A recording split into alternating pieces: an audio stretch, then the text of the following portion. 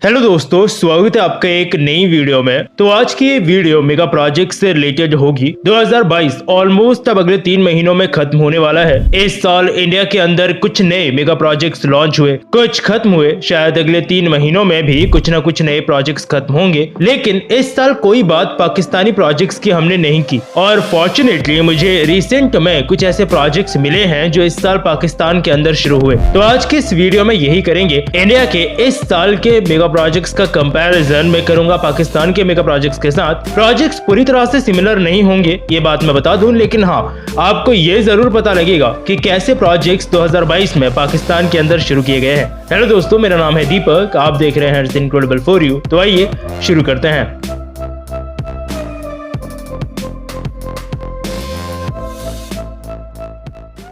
चलिए इंडिया के ही पहले प्रोजेक्ट से शुरुआत करते हैं। इसमें सबसे पहले मैं वो प्रोजेक्ट डाल रहा हूं जो कि ऑलरेडी कंप्लीट हो चुका है। ये है पुणे मेट्रो। तो इसी साल ये प्रोजेक्ट कंप्लीट हुआ था। इसके बारे में शायद आप लोगों ने सुना होगा अगर आपने शुरुआत में ध्यान दिया होगा तो, क्योंकि जब ये कंप्लीट हुआ तब ये काफी खबरों में था पिछले कुछ सालों में। क्योंकि अब पुणे एक बड़ा शहर है तो वहाँ पॉपुलेशन काफी तेजी से बढ़ी है, और इसके साथ ऑब्वियस सी बात है कि एक नीड भी बढ़ी है पुणे को एक अच्छा पब्लिक ट्रांसपोर्ट देने की, जो कि अब पुणे मेट्रो कहीं ना कहीं पूरी कर रही है। 2008 का प्रस्तावित प्रोजेक्ट था ये। उसी समय के आसपास लगभग इसकी डिटेल्ड प्रोजेक्ट रिपोर्ट भी तैयार कर ली गई थी। तो अभी आपको लग सकता है कि फिर इसको तो कंप्लीट होने में काफी टाइम लग गया, तो वो सही है, क्योंकि ये प्रोजेक्ट लटक गया था अप्रूवल्स की वजह से। 2016 के आसपास जाकर के इसको सारे अप्रूवल मिले और फिर इस प्रोजेक्ट में वापस से काम होना शुरू हुआ। 2 लाइन्स पर्पल और एक्वा लाइन फिलहाल में इस प्रोजेक्ट का हिस्सा है। पर्पल लाइन इस प्रोजेक्ट में लगभग 16.59 किलोमीटर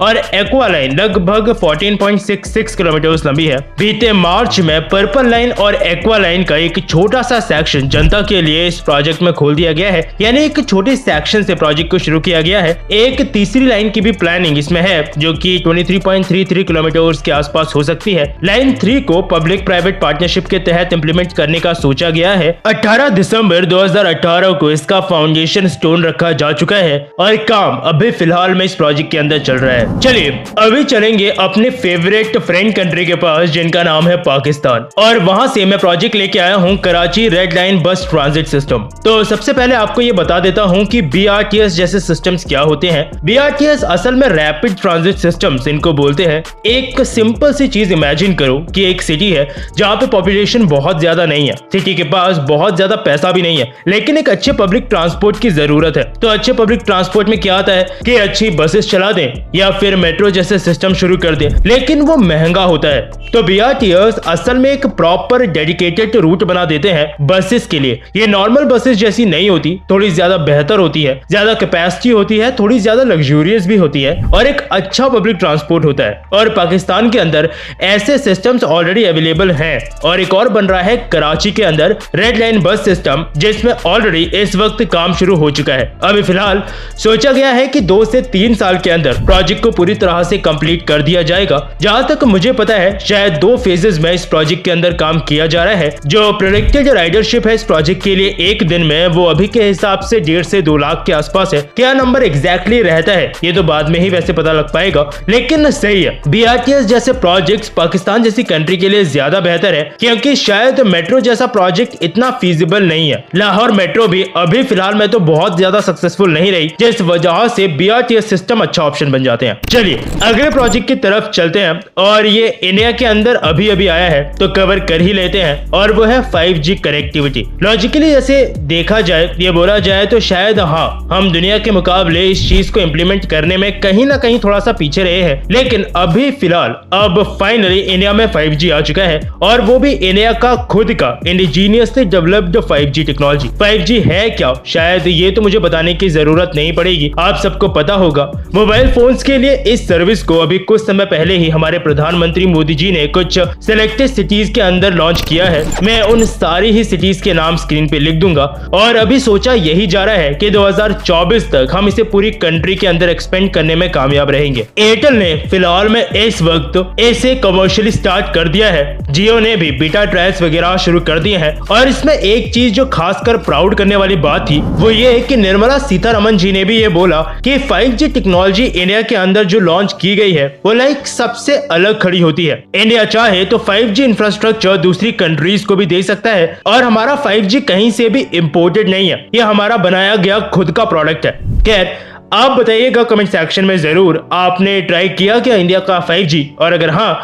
तो कितना फर्क लगा आपको 5G में 4G के मुकाबले। चलिए गाड़ी घुमाएंगे, वापस जाएंगे पाकिस्तान। हमारा अगला प्रोजेक्ट होगा ड्यूअलाइजेशन ऑफ क्वेटा जोब रोड। अब अगर मैंने प्रोनाउंसिएशन गलत किया है तो माफ कर देना, ये एक्चुअली प्रोजेक्ट है बलूचिस्तान का। बलूचिस्तान आपको शायद पता होगा पाकिस्तान का ही एक प्रोविंस है और सबसे बड़ा प्रोविंस है, लेकिन वैसे पॉपुलेशन के मामले में या इकोनॉमिक कंट्रीब्यूशन के मामले में पाकिस्तान में बलूचिस्तान का कंट्रीब्यूशन बहुत कम रहता है और कोई ऐसी खास डेवलपमेंट भी उस एरिया में नहीं है। बस एक ग्वादर पोर्ट है वहां जो भी सीपैक यानी चाइना पाकिस्तान इकोनॉमिक कॉरिडोर का ही पार्ट है। तो वहीं पे ये लगभग हाईवे पड़ता है 298 किलोमीटर लंबा, जिसको 5 पैकेजेस के अंदर ड्यूअलाइजेशन करने का प्लान किया गया है। ड्यूअलाइजेशन का मतलब ट्रैफिक प्रॉपरली अलग अलग लेन में चलेगा, एक आने के लिए होगा, एक जाने के लिए होगा, इस तरह से। अभी अगस्त की ही शुरुआत का मैं आपको एक आर्टिकल दिखाता हूँ जिसमें बताया गया है कि इसके लिए कॉन्ट्रैक्ट अवार्ड का जो प्रोसेस है उसको काफी हद तक एक्सेलरेट किया जा रहा है। पाकिस्तान के लिए इंपोर्ट एक्सपोर्ट में भी ये हाईवे कहीं ना कहीं थोड़ी मदद जरूर करेगा।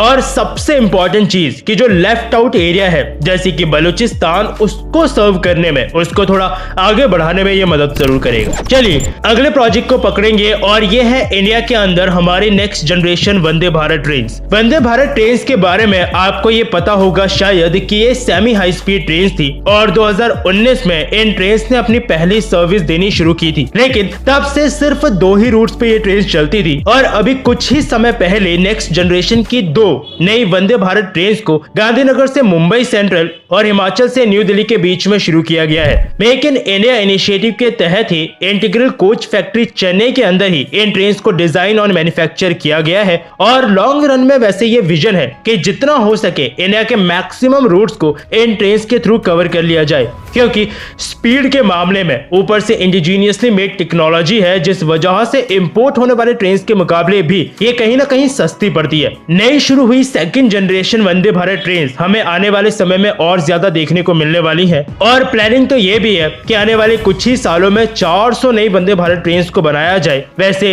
ये 400 वंदे भारत ट्रेन का टारगेट आने वाले कुछ सालों में कितना अचीव हो पाएगा ये तो देखने वाली बात होगी, लेकिन ये आप मान के चलो कि यही ट्रेन इंडिया की फ्यूचर ट्रेन होने वाली है। चलिए ट्रांसपोर्ट के बाद अब हम पाकिस्तान के लिए जाएंगे एजुकेशन वाले प्रोजेक्ट पे, और इसमें है बाबा गुरु नानक इंटरनेशनल यूनिवर्सिटी। तो मुझे लगा जाते जाते इस यूनिवर्सिटी को भी इंक्लूड कर देना चाहिए प्रोजेक्ट्स की लिस्ट में, एक अच्छी चीज है। तो ये एक अंडर कंस्ट्रक्शन इंटरनेशनल यूनिवर्सिटी है पंजाब प्रोविंस पे पाकिस्तान के अंदर, और ये बन रही है ननकाना साहिब में। गुरु नानक जी का बर्थ प्लेस माना जाता है ये। अभी जो पाकिस्तान के प्राइम मिनिस्टर अब नहीं है, पहले थे, यानी इमरान खान, इन्होंने 28 अक्टूबर 2019 को इस यूनिवर्सिटी का फाउंडेशन स्टोन रखा था। शाफिक कंस्ट्रक्शन कंपनी है पाकिस्तान में, उनको मिला है इसको कंस्ट्रक्ट करने का कॉन्ट्रैक्ट। और अभी की प्लानिंग तो ये लोग ऐसे ही कर रहे हैं कि 5000 से 10,000 तक स्टूडेंट्स को इस यूनिवर्सिटी के अंदर एजुकेट कर सके, जहाँ पे इंटरनेशनल स्टूडेंट्स भी हो